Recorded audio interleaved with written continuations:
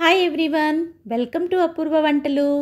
జలుబు, దగ్గు, రకరకాల ఇన్ఫెక్షన్స్, ఇంకా రకరకాల హెల్త్ ఇష్యూస్ని కూడా తగ్గించి ఈవెన్ డయాబెటిక్ పేషెంట్స్కి షుగర్ లెవెల్స్ని కూడా కంట్రోల్ చేసే ఒక కమ్మటి రోటి పచ్చడితో ఇవాళ నేను మీ ముందుకు వచ్చేసాను. ముద్ద కలుపుకొని తింటుంటే ముద్ద మీద ముద్ద అలా తినేస్తామండి. ఈ జామాకుల పచ్చడి అంత టేస్టీగా ఉంటుంది.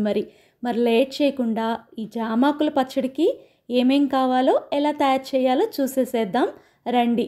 జామాకులతో పచ్చడా అని ఆశ్చర్యపోకండి. జామాకుల్లో ఉండే విటమిన్స్, న్యూట్రియంట్స్ అన్నీ ఇన్ని కావు. పర్ డే 2 జామాకులు నీళ్ళల్లో వేసి చక్కగా కషాయం లాగా కాసుకొని సగం గ్లాస్ అయినాక తాగితే మనకి షుగర్ లెవెల్స్ అనేవి కంట్రోల్ అవుతాయి, బీపీ కంట్రోల్ అవుతుంది, డైజెషన్ ఇంప్రూవ్ అవుతుంది, ఇంకా చాలా చాలా ఆరోగ్య ప్రయోజనాలు ఉన్నాయి. దీంతో పచ్చడి కూడా అంతే టేస్టీగా ఉంటుందండి. నేను ఇక్కడ 5 ముదురు జామాకులను తీసుకొని శుభ్రంగా కడిగేసేసాను, పక్కన పెట్టుకున్నాను. అలాగే ఈ పచ్చడి తయారీకి చెర్రీ టమాటాలు ఒక 200 గ్రాముల వరకు తీసుకున్నాను. పావు కేజీ అయినా వేసుకోవచ్చండి. మీరు చెర్రీ టమాటాల ప్లేస్లో నార్మల్ టమాటాలైనా ఈ పచ్చడి తయారీకి వాడుకోవచ్చు. టమాటాలని 10 నిమిషాలు ఉప్పు వేసిన నీళ్ళల్లో ఉంచి తర్వాత శుభ్రంగా కడిగి ఇలా పక్కన పెట్టుకోండి. అలాగే ఈ పచ్చడి తయారీకి 12 వరకు పండు మిరపకాయల్ని తీసుకున్నాను. ఒకవేళ మీ దగ్గర పండు మిరపకాయలు లేకపోతే పచ్చిమిరపకాయలతో అయినా ఈ పచ్చడిని చక్కగా ప్రిపేర్ చేసుకోవచ్చు. ఇప్పుడు ఒక బాండీని పొయ్యి మీద పెట్టేసి దానిలో 2 టేబుల్ స్పూన్ల వరకు నూనెని వేయండి. ఆ నూనె కొంచెం వేడెక్కిన తర్వాత కట్ చేసి పెట్టుకున్న పండు మిరపకాయల్ని వేయండి. పండు మిరపకాయల పైన తొక్క అనేది కొంచెం మందంగా ఉంటుంది కదా, అందుకని ఇలా కట్ చేసి వేసుకున్నామంటే తొందరగా వేగుతాయి.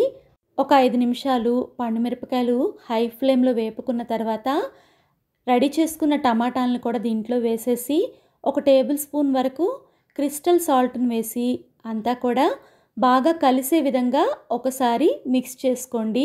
ఈ టమాటాలు ఉడకడానికి చక్కగా ఈ గిన్నె మీద మూత పెట్టేసేసి మంటని మీడియం ఫ్లేమ్లో పెట్టి 4 నిమిషాలు ఉడికించుకున్నారంటే టమాటాలు అనేవి 50% వరకు ఉడికినట్టే.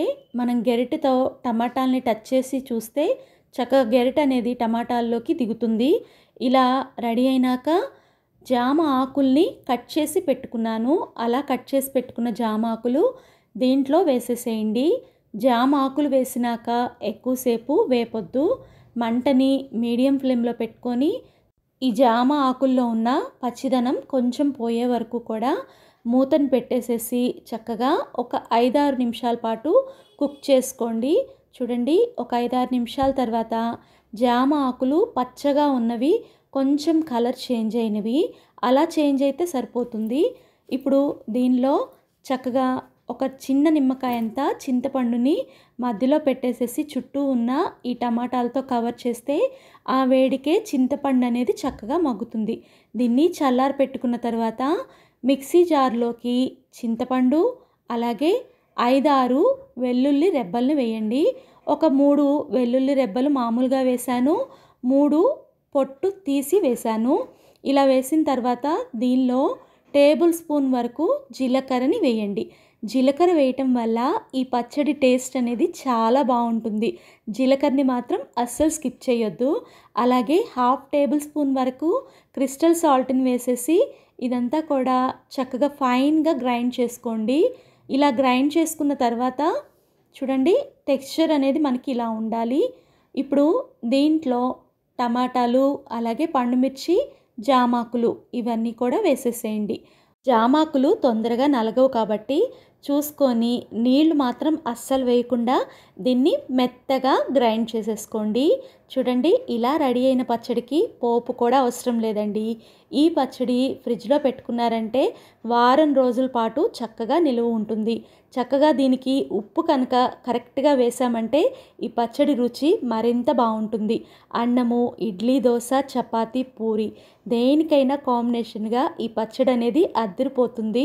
మీరు కూడా ఈ జామాకులతో తయారు చేసిన హెల్దీ పచ్చడిని ట్రై చేసి మీకు ఎలా వచ్చిందో కామెంట్ చేయండి. వీడియో నచ్చితే లైక్ చేసి మీ ఫ్రెండ్స్కి రిలేటివ్స్కి షేర్ చేయండి. మీరు ఎప్పుడైనా జామాకులతో ఇలా పచ్చడిని తయారు చేసుకొని తిన్నారా? మీకు ఈ జామాకుల పచ్చడి తెలుసా? తెలిస్తే కామెంట్ చేయండి. అలాగే ఫస్ట్ టైం మన వీడియోస్ చూస్తుంటే ఇలాంటి variety and tasty simple recipes కోసం మన అపూర్వ వంటలు ఛానల్ని సబ్స్క్రైబ్ చేసుకోండి. Thank you for watching.